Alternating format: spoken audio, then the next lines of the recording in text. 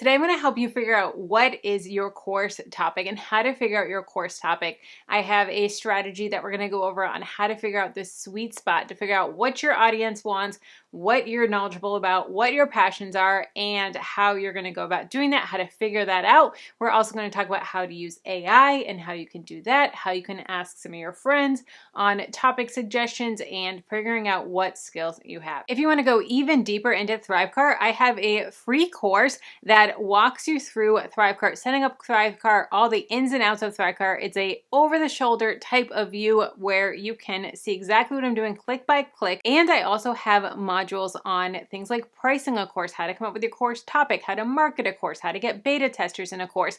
It goes to the ins and outs of setting up a course, launching a course, and like I said, it is completely free, so definitely check it out down below in the description.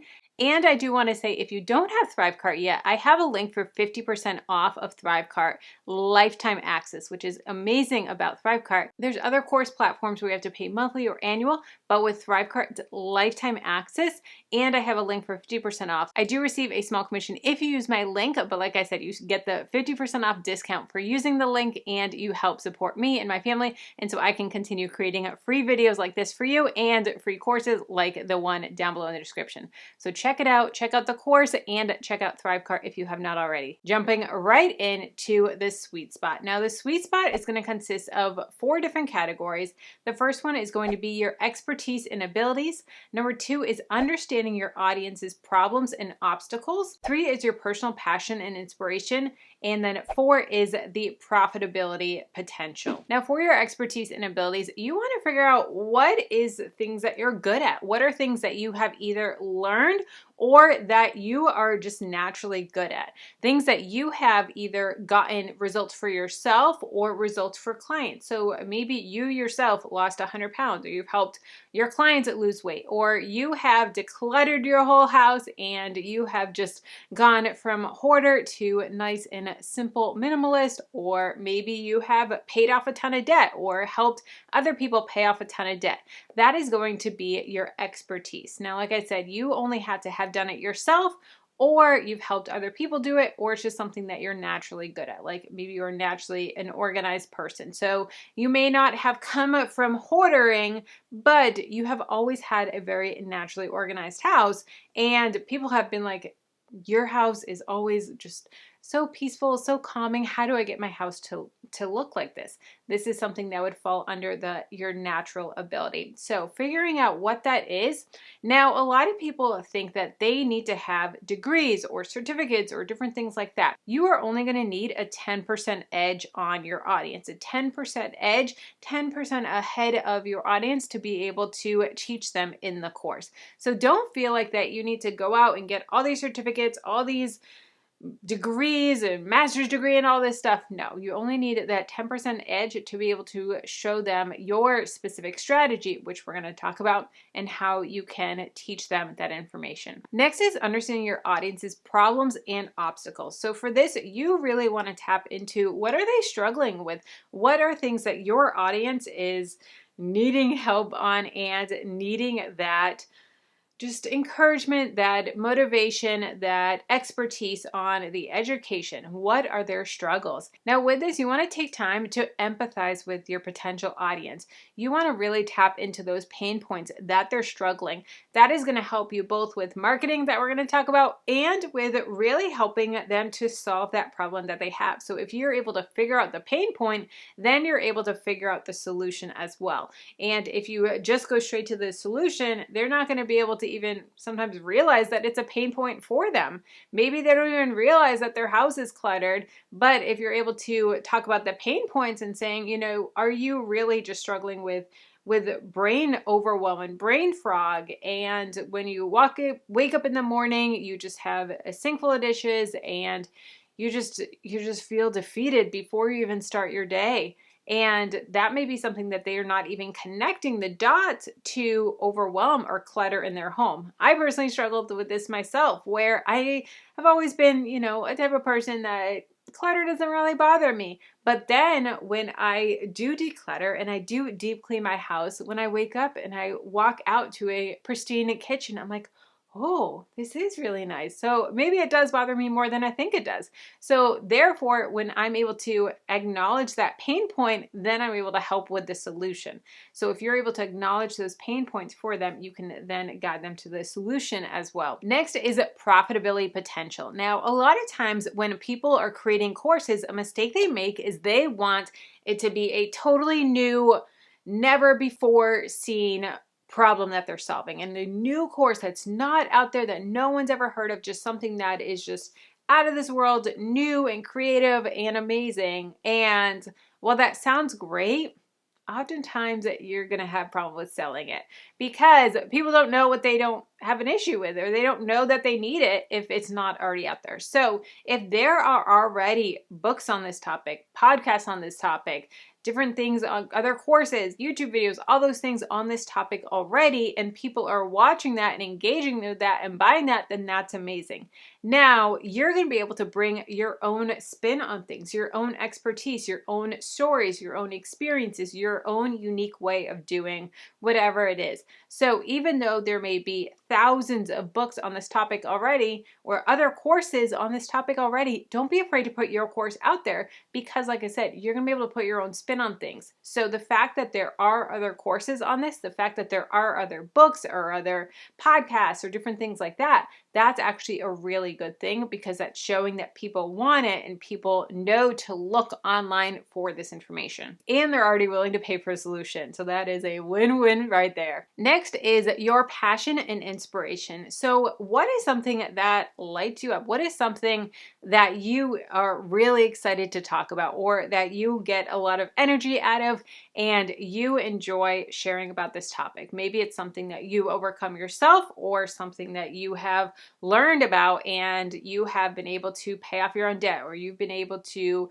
get your toddler to sleep through the night, or different things like that. But you want to create a course that you are genuinely enthusiastic about and genuinely lights you up. And that's going to shine through as you're creating the course. Now, this doesn't have to be your biggest passion in the world and the thing that you're most passionate about, but it is something that needs to excite you and something that isn't draining you, so that you're not dreading creating this course and you're not like, oh, I don't want to work on it. I don't want to do this. I hate this topic. No, I don't like this. No, we want to do something that lights you up, that is exciting you, and you are just passionate about it. So with all this, by combining your skills, by understanding your audience, evaluating your profit potential, and following your passion, you'll be able to find a course topic that resonates with both you and your future students. Next, we're going to talk about niching down. Now, a niche is a topic or a category of content online. So we want to niche down. Now, this is something that is typically very scary for people. We have the mindset that if we are broad, we're going to attract more people, right? So the more broad our topic is, the more people that we're able to help. Now, that sounds right in theory, but actually it's the opposite. The more broad we are, the more we speak to no one. So if we are niching down, then we are going to be specifically speaking to someone. So for example, if you want to create a course on beauty, so you're like, this is a beauty course, the ultimate beauty course. Sounds great, right? There are plenty of people out there that want to learn about makeup, want to learn about skincare, right? But if you do a course specifically on makeup and skincare for women over 40, how to not let your makeup be cakey. That is something that I struggle with, and that would be amazing and something that I really resonate with. Or how to reduce fine lines and wrinkles, or how to get rid of your under eye bags, or how to do makeup to get rid of your under eye bags, or how to do your makeup in a humid climate. Now that is super niche down, because not everyone lives in a humid climate. I live in Florida, so that is something that I struggle with having my makeup melt off my face. So if I'm able to learn how to do that, especially since I know that they have the expertise to live in a humid climate, that's right there. That may be one of my pain points of, I see other people talking about not having your makeup melt away, but they don't live in a humid climate, so they don't understand my particular struggles with that. So the fact that you're niching down, that's really going to help to make them feel like, holy cow, they're talking directly to me. They know exactly my pains and struggles. This is the course for me. Or maybe personal finance. You may say, I want to make a course on personal finance, the ultimate personal finance guide. Okay, but does it talk about debt? Does it talk about investing? Does it talk about real estate? Does it talk about credit cards? Does it talk about saving money? What does it talk about? Whereas if you are doing a course on how to credit card churn and get all of your vacations for free, okay, sign me up for that. Or how to retire off dividends, sign me up for that. That's going to be a lot more niche down, but it's going to be a lot more detailed. Or how to trade options.